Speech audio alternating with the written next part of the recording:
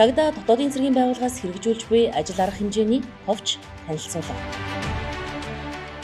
Түүхэн замнал. Монгол улсад 1921 онд ардын хувьсгал ялсны дараахан ардын засгийн газрын шийдвэрээр цэргийн яамны харьяанд сэргийлэх цэргийн салаа 1922 онд тусгай тасгийг байгуулсан нь орчин цагийн цагдаа дотоодын цэргийн байгууллагын үндэс суурь болжээ. Улсын их хурлаас 1993 онд цагдаагийн байгууллагын тухай хуулийг баталсан нь үйл ажиллагаагаа хуулийг дээдлэх, шударга ёс тэгш байдлыг хангах, хүний эрх хэрэгчлөө хүндэтгэх зарчмаар явуулах, эрх зүйн үндэс бүрдэж, гэмт хэрэгтэд тэмцэх, нийгмийн хэв журам хамгаалах үүрэг бүхий төрийн захиргааны бие даасан байгууллага болж хөгжсөн. Улмаар 2013-2017 онуудад цагдаагийн албаны тухай хуулийг шинжилэн батлуулж, цагдаагийн байгууллагын чигүүрэг тогтолцоог боловсронгүй болгох, албаагчдыг тогтвор суурьшилтай ажилуулах, баталгааг хангах, байгууллагын соёл, үнэт зүйл, түүхэн уламжлалыг авч үлдэх, сэргээх, цагдаагийн байгууллага иргэдэд ойртсон үйл ажиллагааг илүү үр дүнтэй хэрэгжүүлэхэд чиглэсэн үзэл баримтлалыг тусган бүрдүүлсэн. Мөн Монгол Улсын их хурлаас 1995 онд дотоодын цэргийн тухай хуулийг анх баталсан бөгөөд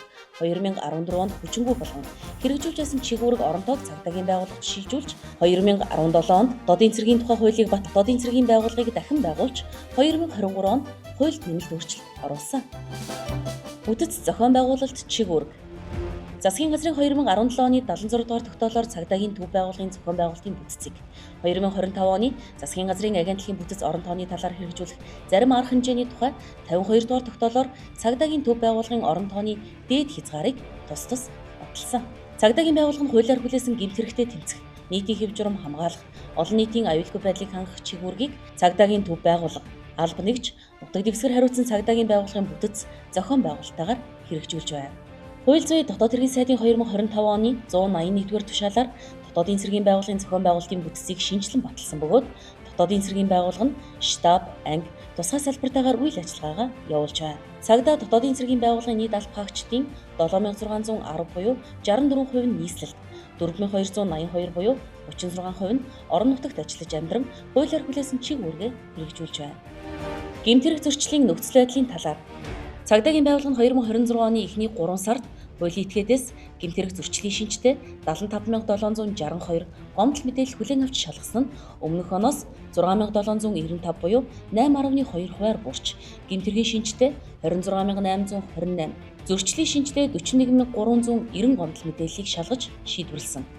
Энэ оны 1-р улирлын байдлаар улсын хэмжээнд нийт 14256 гэмт хэрэг бүртгэгдсэн нь өмнөх оноос 160 буюу 1.1 хувиар буурч, гэмт хэргийн илрүүлэлт 40.6% байгаа нь өмнөх оноос 18.9 хувиар өссөн эерэг үзүүлэлттэй байна. Гэмт хэргийн улмаас эргэн хуулийн этгээдэд 247.3 тэрбум төгрөгийн хохирол учирсны 36.9 тэрбум төгрөг буюу 15%-ийг нөхөн төлөвлөж 354.9 сая төгрөгийн хөрөнгийг битүүмжилсэн. Энэ хугацаанд нийт 1,893,740 зөрчил бүртгэгдсэн нь өмнөх оноос 2.3 дахин өссөн ба зөрчил гаргасан 1,812,304 эрхэм, 67,867 хуулийн этгээдийг 34.8 тэрбум төгрөгөөр торгох, 2,596 хүнийг баривчлуулах, 4,405 хүнийг торгож, тээврийн хэрэгсэл жолоодох эрх хасах, 988 хүнийг баривчилж, тээврийн хэрэгсэл жолоодох эрх хасах, 1 хүнийг нийтэд тусдаа ажил хийх шийтгэл тус тус оногдуулж, 8 хүнийг албатан сургалтад хамруулж, 3,871 хүнийг эрүүлжүүлж, 9095 хүнийг саатуулсан байна. Улсын хэмжээнд энэ оны эхний улирлын байдлаар нийт 133 удаагийн 3202 орчим хүн оролцсон жагсаал цуглаан эсэргүүцлийн арга хэмжээ зохион байгуулагдаж, иргэд үзэл бодлоо илэрхийлсэн бөгөөд үүний 67.6% нь бүртгэлгүй жагсаал цуглаан эсэргүүцлийн арга хэмжээ байна. Иргэдийн үзэл бодлоо илэрхийлэх үед аюулгүй байдлыг хангах чиглэлээр цагдаагийн байгууллагын 28 нэгжийн 1877 албаагч 1055 тээврийн хэрэгсэлтэй үүрэг гүйцэтгсэн. Төр засгаас баримталж буй бодлого шийдвэр хэрэгжүүлсэн онцлог ажил арга хэмжээний талаар. Монгол Улсын урт хугацааны хөгжлийн бодлого, Алсын хараа 2050, шин сэргэлтийн бодлого, засгийн газрын үйл ажиллагааны 2024-с 2028 оны хөтөлбөр, түүнийг хэрэгжүүлэх арга хэмжээний төлөвлөгөө зэрэг бодлого төлөвлөлтийн баримт-бичгүүдтэй уялдуулан цагдаа дотоодын цэргийн байгууллагын Алсын хараа эрхэм зорилго, үнэт зүйлээ тодорхойлж бодлого төлөвлөлтөө боловсруулан хэрэгжүүлж байна. Монгол Улсын засгийн газрын 2025 оны 52 дугаар тогтоолоор засгийн газрын агентлагийн үйл ажиллагааны стратеги, зохион байгуулалтын бүтцийн өөрчлөлтийн хөтөлбөрийн ерөнхий загварыг баталсны дагуу цагдаагийн байгууллагын үйл ажиллагааны стратеги, зохион байгуулалтын бүтцийн хөтөлбөрийг хууль зүйн дотоод хэргийн сайдын мөн оны А-дороо 121-р тушаалаар батлуулан цагдаа дотоодын цэргийн байгууллагын тэргүүлэх чиглэлийг тодорхойлсон. Энэ хүрээнд цагдаа дотоодын цэргийн байгууллагын хэмжээнд дараах ажил арга хэмжээг хэрэгжүүлэн ажиллаж байна. Үүнд хуульд заасан чигүүргийг хэрэгжүүлэхдээ хүн төвтэй бодлогыг хэрэгжүүлж иргэдийн амар тайван аюулгүй байдлыг хангах чиглэлээр. Өнгөрсөн онд цагдаа дотоодын цэргийн байгууллагын бодлого эрх зүйн орчин бүтэц зохион байгуулалт хүний нөөц ажил үйлчилгээний шуурхай оновчтой байдал бүтээн хэмжээг нэмэгдүүлэх зорилгоор засгийн газрын хяналт хэрэгжүүлэх газартай хамтран процессын дахин инженерчлэлийн иж бүрэн суурь судалгааг хийж цагдаа дотоодын цэргийн байгууллагын үйл ажиллагаатай холбоотой нийт 646 хууль тогтоомж эрх зүйн актаас 102 асуудал 2354 эрсдлийг тодорхойлж тэдгээрийг шийдвэрлэх 74 санал зөвлөмжийг хэрэгжүүлэн ажиллаж байна. Цагдаагийн байгууллагаас иргэд олон нийтийн эрүүл аюулгүй орчинд амьдрах эрхийг хангах зорилгоор ногоон бүс 1, 2, 3, 4-р төслийг санаачлан хэрэгжүүлж улсын хэмжээнд нийтийн эзэмшлийн гудамж зам талбайд улсын төсвөр 19177, аж ахуйн нэгж байгууллагын дэмжлэгээр 73781, нийт 92958 камерыг байршуулсан бөгөөд үүнээс 8 аймаг, 9 дүүргийн нутаг дэвсгэрт байрлах 12209 тэл хяналтын камерт нүүр царай автомашины дугаар таних ухаалаг програм хангамжийг нэвтрүүлэх ажилд нийслэлд 100%, орон нутагт 65%-тай хэрэгжиж байна.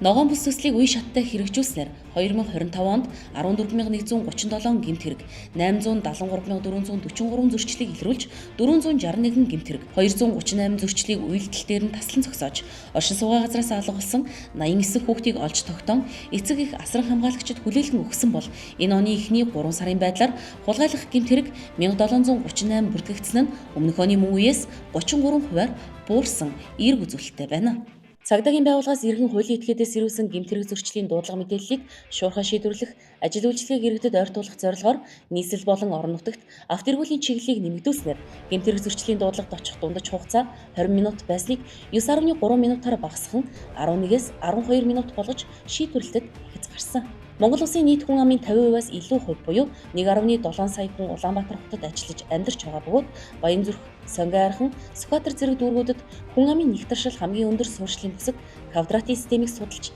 цагдаагийн дэд хэсгийг үйл ажиллагаанд нэвтрүүлэхээр ажиллаж байна. Гэр бүлийн хүчирхийллийн хохирогчийг хамгаалах, аюулгүй байдлыг хангах зорилттой олон улсын жишг стандартад нийцсэн нийт 61 тасалгаатай 40-оос 70 хүн хүлээн авах хүчин чадалтай төр хамгаалах байрыг Азийн хөгжлийн банкны санхүүжилтээр бариулан ашиглалтад хүлээн авч үйл ажиллагааг эхлүүлсэн. Үеийнгийн дээрлэхэлтэй холбоотой гэмт хэрэг зөрчлийг бууруулах, эцэгхийн үүрэг хариуцлагыг дээшлүүлэх, соён гэгэрүүлэх чиглэлээр хэрэгжүүлэх 365 өдөр бүр анхаарч хайрлая. 365 эвдрээгүй ирээдүг бүтээн мэдээлэл нөлөөллийн аян болон хулгайлах, хүний эрүүл мэндийн эсрэг гэмт хэрэг зөрчлөөс урьдчилан сэргийлэх, мансууруулах юм, сэтгцэд нөлөөд бодис хэрэгслийн улмаас үүсэх хор аюулыг таниулах 10 удаагийн мэдээлэл нөлөөллийн арга хэмжээг улсын хэмжээнд тус зохион байгууллаа. Цагдаагийн байгууллагаас 102 полис аппликейшнийг хөгжүүлж, иргэдэд гэмт хэрэг зөрчлөөс урьдчилан сэргийлэх, алерт буюу сэрэмжлүүлэх мэдээллийг шуурхай хүргэх ажлыг үйл ажиллагаанд нэвтрүүлээд байна. Нийслэлийн 6 дүүргийн хэмжээнд хотспот гэмт хэрэг зөрчил ихээр үлдэгдэг 19 байршил дижитал эрүүл төслийг Алтан нутаг гэрэг хариуцлагатай хувьцаат компанитай хамтран хэрэгжүүлж,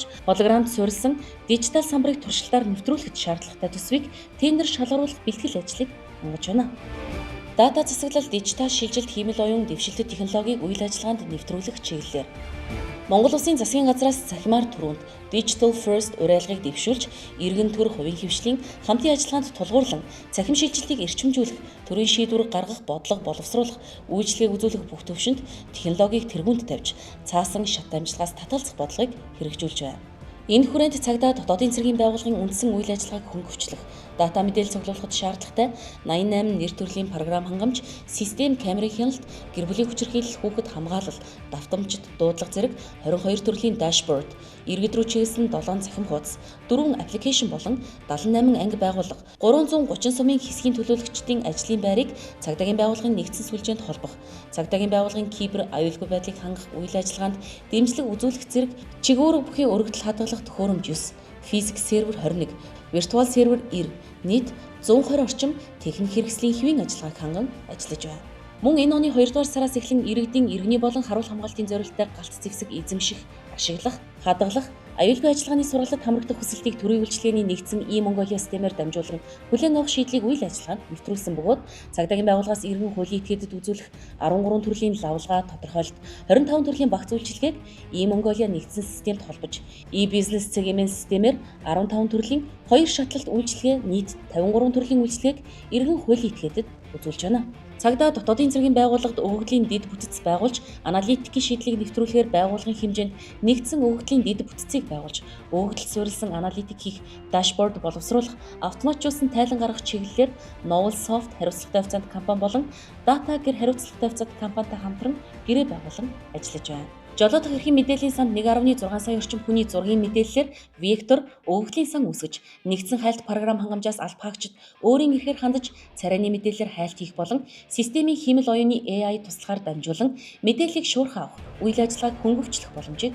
бүрдүүлсэн. Цаашид дуудлага мэдээлэл өгсөн иргэн гэмтэрэг зөрчлийн байршлыг наривчлан тогтоож, дөрвөн шуурхай очих шийдвэрлэлтийг бодит цагаар хянах, орон зай дата мэдээллийн ArcGIS програмыг бүрэн ашиглах замаар нотлохонд суурилсан шийдвэр гаргалтыг бий болгох нөхцөлийг бүрдүүлэхээр ажиллаж байна. Инновац хөгжлийн бодлогыг хэрэгжүүлж байгууллагын бүтээмжийг тасралтгүй сайжруулах чиглэлээр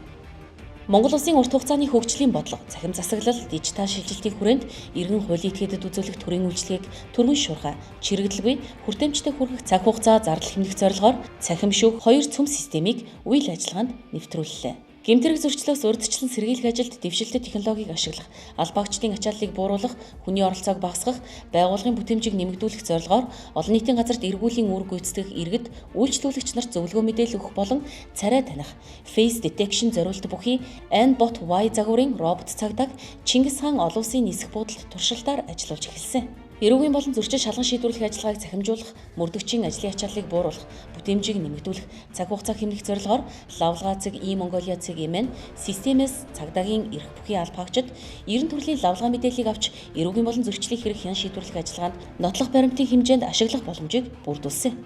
Гадаад харилцаа хамтын ажиллагааны чиглэлээр Цагдаа дотоодын цэргийн байгууллага нэгдсэн үндэсний байгууллага олон улсын эрүүгийн цагдаагийн байгууллага Интерпол, олон улсын цагдаагийн холбоо, гадаад орнуудын ижил чиг үүргийн 10, түүний төрөлжсөн байгууллагууд 6, гадаад улсаас Монгол улсад суугаа 20 гаруй орны элчин сайдын яамттай холбоо тогтоом гадаад харилцаа хамтын ажиллагааны чиглэлээр ажиллаж байна. Хамтын ажиллагааны хүрээнд бүгд найрамдах Солонгос улсын үндэсний цагдаагийн газартай хамтран 2022-оос 2027 онд Монгол улсын цагдаагийн байгууллагын цахим сүлжээг өргөтгөх, дижитал нотлох баримт шинжлэх, тоног төхөөрөмж хэрэгсэл, лабораторийг шинжлэх, Харт амиг мансууруулах бодистой тэмцэх чадварыг бэхжүүлэх төсөл. Нэгдсэн үндэсний байгууллагын хөгжлийн хөтөлбөр UNDP-гээс Монгол улсын хууль зүйн дотоод хэргийн яамтай хамтран хэрэгжүүлж буй Монгол улсад хууль сахиулах ажиллагаа нь хүний эрх, гендрийн тэгш байдлыг дээшлүүлэх, нэгдсэн үндэсний байгууллагын Харт амиг гэмтэрэгтэй тэмцэх албаас хэрэгжүүлж буй үндэстэн дамсан зохион байгуулалттай гэмтэрэгтэй тэмцэх албаагчдыг чадваржуулах төсөл. Монгол улсын хууль зүйн дотоод хэргийн яам болон бүгд найрамдах Хятад ард улсын нийгмийн аюулаас хамгаалах яам хоорондын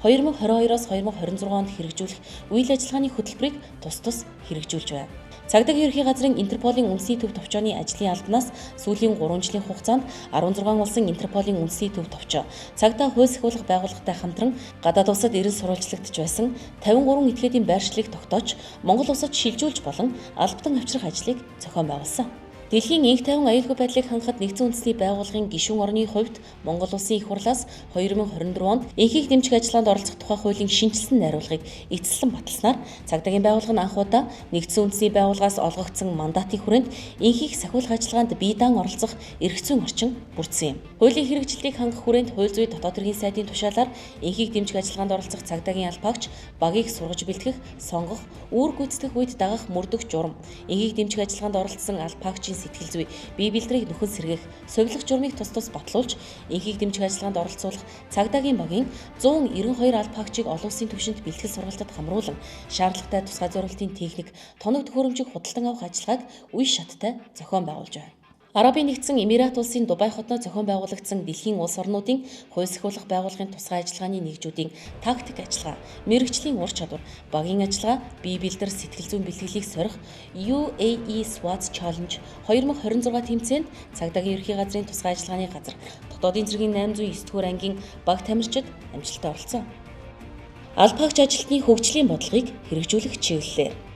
Цагдаа дотоодын цэргийн байгууллагын үнэт зүйл нь албаагчмын тодорхойлж, хүний нөөцийн ил тод оновчтой, чадамж суурилсан бодлогыг хэрэгжүүлж, албаагчдын хэрэгцээ шаардлагад нийцсэн хөтөлбөрийн агуулга, мэрэгшүүлэх сургалтын чанар үр дүнг сайжруулж, мэрэгшсэн, чадвартай албаагчдыг доктортой ажиллах нөхцөлийг бүрдүүлэхэд онцгойлон анхаарч, албаагч төвтэй бодлогыг хэрэгжүүлж байна. Тухайлбал, Оросын албаны улс, бүгд найрамдах Хятад ард улс, бүгд найрамдах Турк улс, Австрали улс, бүгд найрамдах Солонгос улс, Америкийн нэгдсэн улс, бүгд найрамдах Ирланд улс, Япон улс зэрэг гадаадын улсын 8 улсад нийт 128 албаагч хэлний бэлтгэл, бакалавр, магистр, докторийн хөтөлбөрт суралцж байна. Цагдаагийн байгууллагын захиалгаар дотоод хэргийн их сургуулийн цагдаа судлал хөтөлбөрт 596, кибер судлал хөтөлбөрт 17, мөрдөх алба хөтөлбөрт 63, дотоодын цэрэг судлал хөтөлбөрт 130, аюулгүй байдал тусгай бүлгийн ажилтан 15 буюу нийт 877 сонсогч, харин эрх зүйн бакалаврын ичнэх хөтөлбөрт 340, магистрийн хөтөлбөрт 60, докторийн хөтөлбөрт 36 албаагч суралцж байна. Хууль сахиулах үйл ажиллагаанд хүний эрх, гендрийн тэгш байдал, авилгын эсрэг үйл ажиллагааг дэмжих төслийн хүрээнд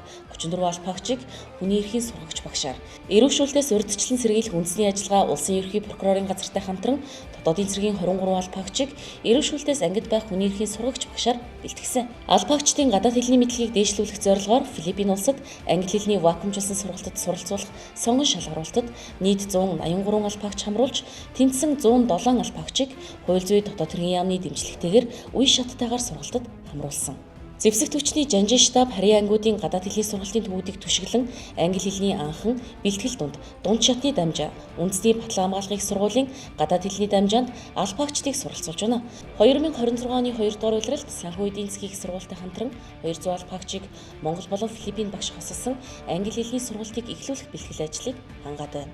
Нэгдсэн үндэсний байгууллагын мансууруулах бодис гэмтэрхтэй тэмцэх албанаас Монгол улсад хэрэгжүүлж буй хууль сахиулах байгууллагуудын чадварыг бэхжүүлэх 4 удаагийн сургалтад 57, Америкийн нэгдсэн улсын элчин сайдын яамны мансууруулах бодистой тэмцэх хууль сахиулах асуудал эрхэлсэн олон улсын товчоноос зохион байгуулсан 2 удаагийн сургалтад 30 албаагч, Япон, Бүгд найрамдах Хятад ард улс, Таиланд, Холбооны Бүгд найрамдах Герман улс, энэ нэгдлийн улс, Индонез зэрэг 16 улстай хамтын ажиллагааны хүрээнд нийт 166 албаагчийг үндэстэн дамсан гэмтэрхтэй тэмцэх практик ур чадварыг дээшлүүлэх чиглэлээр богино хугацааны сургалтад хамрууллаа.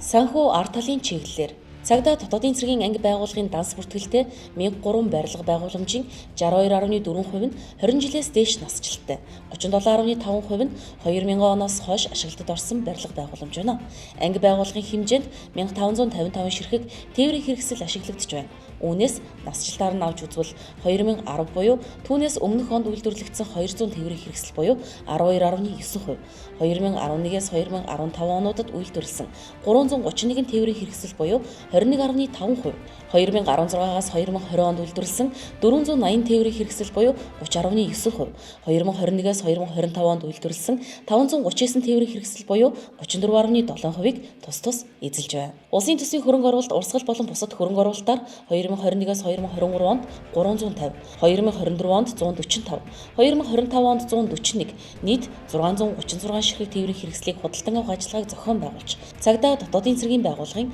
албан хэрэгцээнд байрласан. Одоогийн байдлаар улсын хэмжээнд 1503 тээврийн хэрэгсэл буюу нийт албаагчдын 70%-ийг тээвэрлэхэд хүрэлцэж байна. Цагдаа дотоодын цэргийн байгууллагын данс бүртгэлд 43 нэр төрлийн галт зэвсгийн 80.6% нь 30-аас 60 жилийн насжилттай бөгөөд үүнээс Оросын албаны улсад үйлдвэрлэгдсэн PM 9 мм гар буу 50.8%, AKM загварын 762 мм галт зэвсэг 15.8%, SKS загварын 762 мм галт зэвсэг 14%, бусад төрлийн галт зэвсэг 19.4%-ыг тус эзэлж байна. Тусгай хэрэгслийн хувьд цагдаа дотоодын цэргийн байгууллагын гэмт хэрэгтэд тэмцэх, нийтийн хэв журам хамгаалах, олон нийтийн аюулгүй байдлыг хангах, улсын онц чухал объектыг хамгаалах, чиг үүрэг бүхий албаагчдын 34.9%-д хамгаалах, 58.9%-д нэг бүрийн тусгай хэрэгслийг ашиглаж байгаа нь нийт албаагчдын 46.9%-д хүрэлцэж байна. Албаагчдын ажиллах орчин нөхцөлийг сайжруулах, орон сууцчлуулах зорилгоор улсын төсвийн 2022-оос 2026 оны хөрөнгө оруулалтаар нийт 31 тэрбум 258 сая 700 мянган төгрөгийн төсөвт өртөгтэй 6 барилгын ажил он дамжин хэрэгжиж байна. Монгол Улсын төсвийн хөрөнгөөр 2026-аас 2028 онд санхүүжүүлэх хөрөнгө оруулалтын барилга байгууламжийн жагсаалтад шинээр хэрэгжих 8 тэрбум 54 сая 500 мянган төгрөгийн төсөвт өртөгтэй 3 барилгын ажлын гүйцэтгэгчийг нээлттэй тендер сонгон шалгаруулах журмаар төрийн худалдаа авах ажиллагааны газар худалдан авах ажиллагааг зохион байгуулж байна. Нийслэлийн Сүхбаатар дүүргийн 9-р хорооны нутаг дэвсгэрт хэрэгжиж буй ахлагч хотхон төслийн гэрээний дагуу нийт 154 ахлагчийг хөнгөлөлттэй үнээр орон сууцад хамруулахаар ажиллаж байна. Цаашид хэрэгжүүлэх ажил арга хэмжээний талаар